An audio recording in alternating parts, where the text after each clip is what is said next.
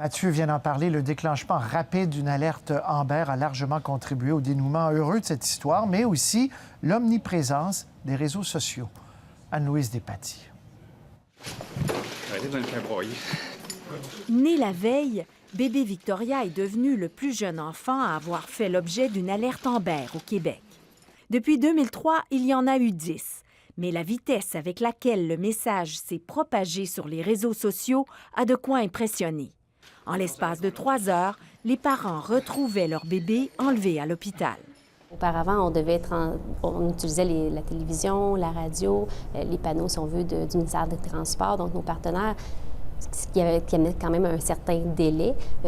Maintenant, avec les réseaux sociaux... Twitter pour rejoindre le plus grand nombre le plus vite possible.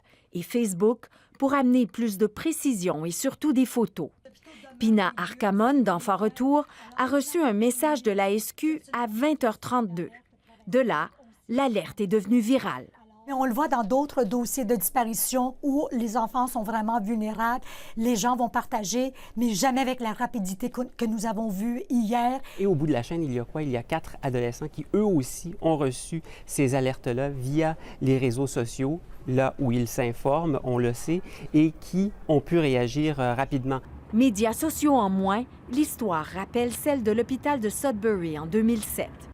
Depuis l'enlèvement d'un bébé de 5 jours, l'hôpital ontarien dispose de caméras et de bracelets électroniques. L'hôpital général d'Ottawa a également opté pour ces bracelets.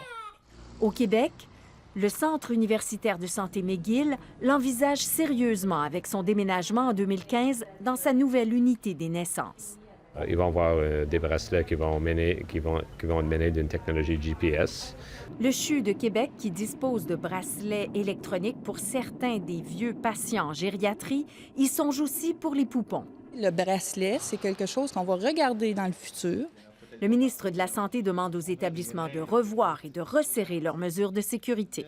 Là, aujourd'hui, je pense qu'on doit faire la chose raisonnable, qui est de revoir les protocoles et de faire les ajustements si nécessaire. Depuis une quinzaine d'années, les nouveau-nés en santé et leur maman cohabitent 24 heures sur 24.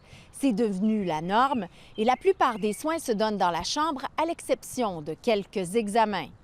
Exceptionnelle, l'histoire de Victoria va inciter tout de même plusieurs parents à ne plus perdre de vue leur bébé. Ici Anne-Louise Despatie, Radio-Canada, Montréal.